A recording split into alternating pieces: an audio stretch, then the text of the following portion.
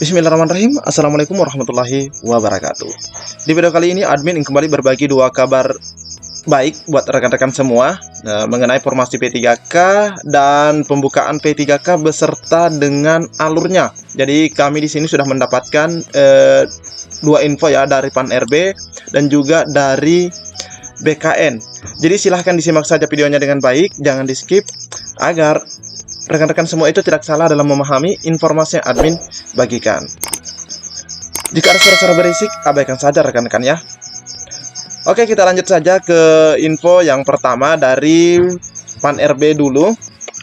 Oke, mengenai transformasi rekrutmen guru tahun anggaran 2022, yang mana di sini ada yang menurut admin ini rekan-rekan juga mestinya harus tahu.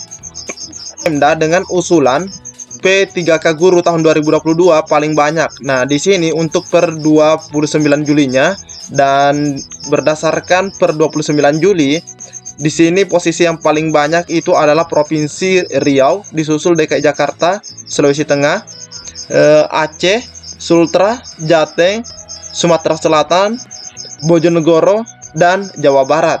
Ini per 29 Juli. Dan di sini kita akan lihat data terbaru. Nah, ini yang terakhir ya, disampaikan oleh PAN RB, cut off 20 September 2022. Nah, ini per 20 September rekan-rekan ya. Nah, dari 480 instansi daerah. Jadi dari 480 instansi daerah, jumlah penetapan kebutuhan formasi P3K pada instansi daerah tahun anggaran 2022 yang telah selesai divalidasi. Nah, jadi yang telah selesai divalidasi rekan-rekan ya, 438.835.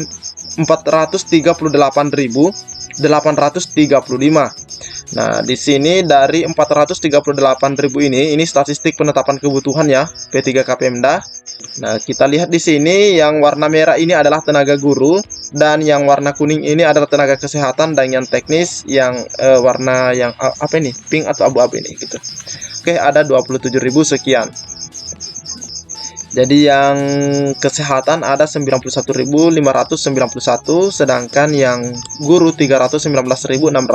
Nah, ini per 20 September. Sedangkan kemarin di update itu 6 September kalau tidak salah kemarin di sini rekan-rekan ya. Ini 6 September dan sekarang itu sudah yang 20 September. Selanjutnya daftar instansi daerah dengan alokasi formasi paling banyak. Nah, ini yang per 20 Septembernya. Di sini ada DKI Jakarta, ada Sulsel, ada Riau, ada Aceh, terus Sulawesi Tengah, Garut, dan Bojonegoro. Nah, rekan-rekan ya. Jadi inilah instansi-instansi yang paling banyak ya. Yang paling banyak alokasi formasinya. Nah, nanti kita cek yang berdasarkan gurunya. Di sini untuk Bojonegoro ada 4.807, sedangkan yang paling banyak di sini adalah DKI Jakarta 16.083. Nah, sedangkan untuk guru, nah di sini kita lihat untuk daftar instansi daerah dengan alokasi formasi guru paling banyak. Di sini Provinsi Jabar ada 3.800, Bojonegoro 3.942, Sumatera Selatan 4.329, Jawa Tengah 4.352, Sultra 4.373, Aceh, Provinsi Aceh ya 4.491, terus Sulawesi Tengah itu 5.309, dilanjut DKI Jakarta 6.319, dan Riau 7.297, dan Sulsel 10.385. Daftar instansi dengan alokasi formasi guru paling banyak. Jadi khusus guru ya yang admin sebutkan tadi. Jadi semoga saja daerah rekan-rekan yang lagi menonton ada di sini ya. Oke, selanjutnya kontrak kerja di sini juga diinformasikan. Ini juga perlu teman-teman pahami ya. Sesuai Permen PAN RB nomor 70 tahun 2020, masa hubungan perjanjian kerja formasi untuk jabatan fungsional guru ditetapkan dalam jangka waktu paling singkat 1 tahun, paling lama 5 tahun, dan dapat diperpanjang. Jadi ini ya, alhamdulillah ini dapat diperpanjang untuk jangka waktu paling lama 5 tahun. Jadi misalnya kontraknya 1 tahun, bisa dilanjut lagi. Nah, namun jika dilanjut itu tidak boleh melebihi 5 tahun perjanjian kerjanya. Jadi kalau misalnya diangkatnya di tahun 2023, itu bisa ke depannya 5 tahun ke depan bisa. rekan-rekan ya. Begitu pula kalau misalnya rekan-rekan itu langsung mendapatkan kontrak maksimal. Jadi kontrak maksimal atau paling banyak itu paling tinggi 5 tahun. Jangka waktu kontrak kerja P3K guru tidak melebihi batas waktu masa formasi. Nah ini ya, jabatan fungsional guru sebagai dimaksud pada angka 1. Nah ini tidak boleh melebihi.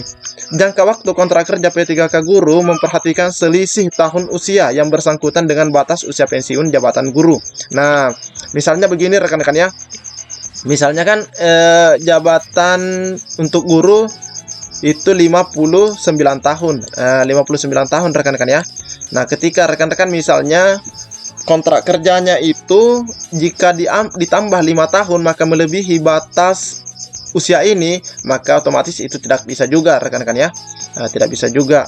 Tidak boleh lebih dari batas usia pensiunnya.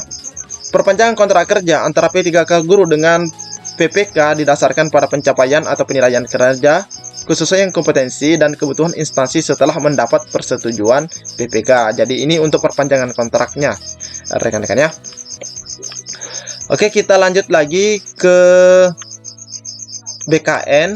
Nah, untuk P3K guru BKN,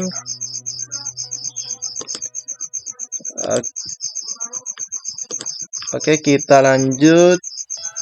Di sini ya, ini ada sisa formasi disampaikan juga.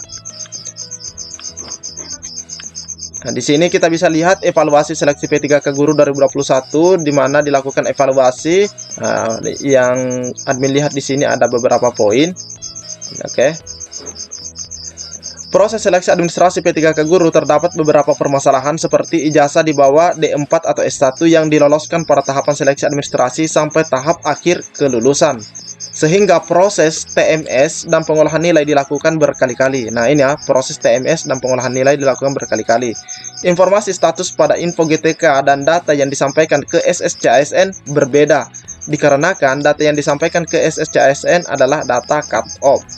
Pengunduran diri ataupun pembatalan hasil seleksi administrasi yang dilakukan pada saat tahap selanjutnya sudah berjalan, tidak direkomendasikan lagi untuk proses seleksi secara bertahap.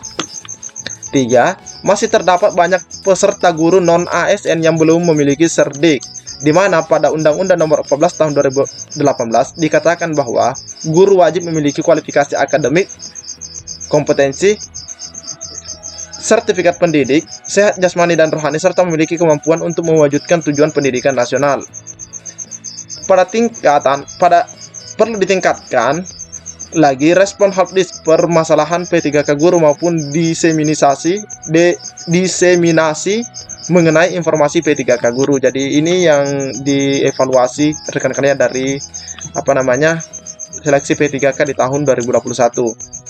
Selanjutnya ada juga yang dievaluasi. Nah, di sini ada rencana pelaksanaan CASN 2022. Jadi di sini kita bisa lihat rencana pelaksanaan CASN-nya.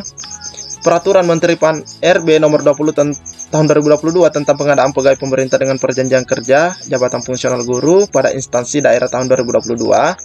Di sini prioritas 1 THK 2 guru negeri lulusan PPG dan guru swasta. Di mana prioritas 1 adalah individu yang telah mengikuti seleksi P3K untuk jabatan fungsional guru tahun 2021 dan telah memenuhi nilai ambang batas 2021. Prioritas 1 diurutkan mulai dari THK 2 guru negeri lulusan PPG, lalu guru swasta. Prioritas 2 adalah THK 2 individu yang terdaftar dalam pangkalan database ex tenaga honorer pada BKN yang tidak termasuk pada pelamar prioritas 1. Jadi ini THK 2 yang tidak termasuk dalam THK 1. Prioritas 1. Guru negeri, guru non-ASN satuan pendidikan yang diselenggarakan oleh pemerintah daerah yang terdaftar aktif di Dapodik dan memiliki masa kerja paling sedikit 3 tahun. Nah, ini banyak sekali teman-teman kita yang masih sering kali bertanya mengenai hal ini. Sedangkan untuk yang umum, ada lulusan PPG dan Dapodik. Nah, untuk Dapodik maksudnya adalah pelamar yang terdata dalam Dapodik. Sedangkan PPG adalah individu lulusan pendidikan profesi guru yang terdaftar pada database kelulusan pendidikan profesi guru di Kemendikbudristek. Nah, di sini ini adalah proses atau alur pendaftarannya rekan-rekan ya. Oke, kita perbesar sedikit. Seluruh peserta prioritas maupun umum melakukan pendaftaran pada SSCASN. Jadi seluruh ya. Nah, ini ya, seluruh mendaftar pada SSCASN, di mana nanti di SSCASN ada juga validasi data kependudukan. Terus ada filterin Dapodik. Nah, ini ya, filterin Dapodik. Jadi pastikan rekan-rekan itu data Dapodiknya juga benar seperti itu.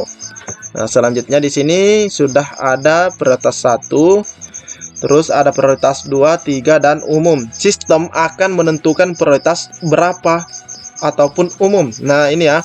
Nanti di filter sistem yang akan melakukan itu. Nah, apakah dia masuk misalnya ini prioritas 2, prioritas 3, apakah dia masuk umum? Itu nanti sistem rekan-rekan ya. Secara otomatis. Jadi di sini bisa kita lihat bersama-sama. Selanjutnya seleksi administrasi dilakukan oleh instansi pemerintah. Seleksi administrasinya. Sedangkan untuk yang prioritas 1 itu langsung penempatan. Alhamdulillah langsung penempatan rekan-rekan ya. Sedangkan yang prioritas 2 itu diobservasi, 3 juga observasi, dan yang umum ujian seleksi UNBK. Nah, di sini kita bisa lihat untuk penempatan prioritas 1 penyesuaian formasi Mempan RB.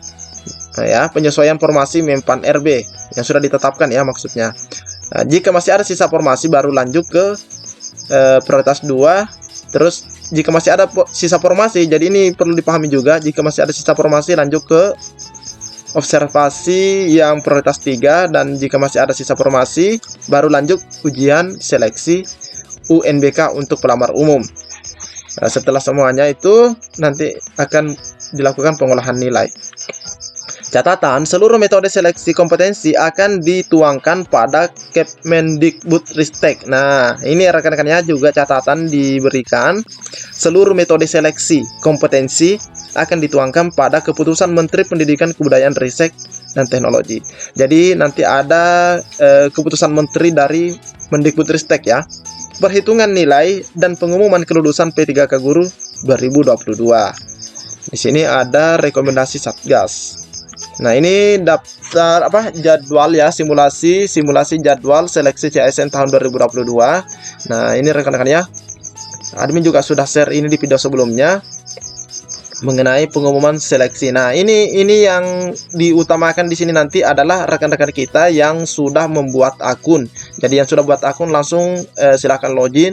Nanti rekan-rekan ya, kita lihat di sini pendaftarannya. Nah, ini pendaftarannya itu di tanggal 5 Oktober sampai 26 Oktober. Jadi ada 22 hari waktu yang diberikan untuk melakukan pendaftaran rekan-rekan ya. Jadi nanti di sini yang prioritas 1. Yang prioritas 1 ini insya Allah langsung akan disuguhkan formasi seperti itu ya. Akan disuguhkan formasi dan insya Allah semoga semuanya mendapatkan formasi dan bisa ditempatkan. Seperti itu rekan-rekan ya.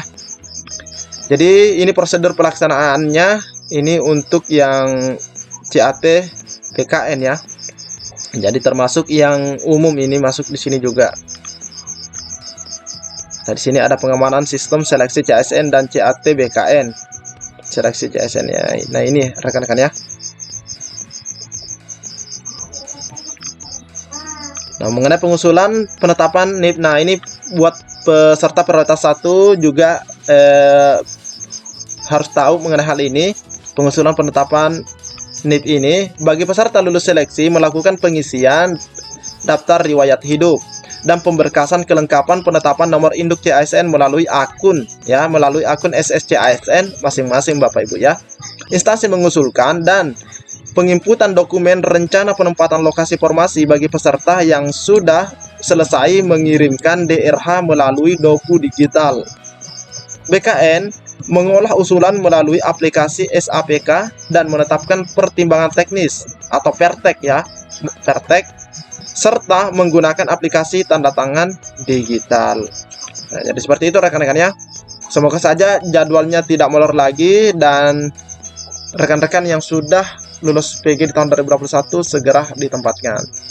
Jadi mungkin cukup sampai di sini informasi yang dapat admin bagikan di video kali ini. Lebih dan kurangnya admin mohon maaf. Assalamualaikum warahmatullahi wabarakatuh.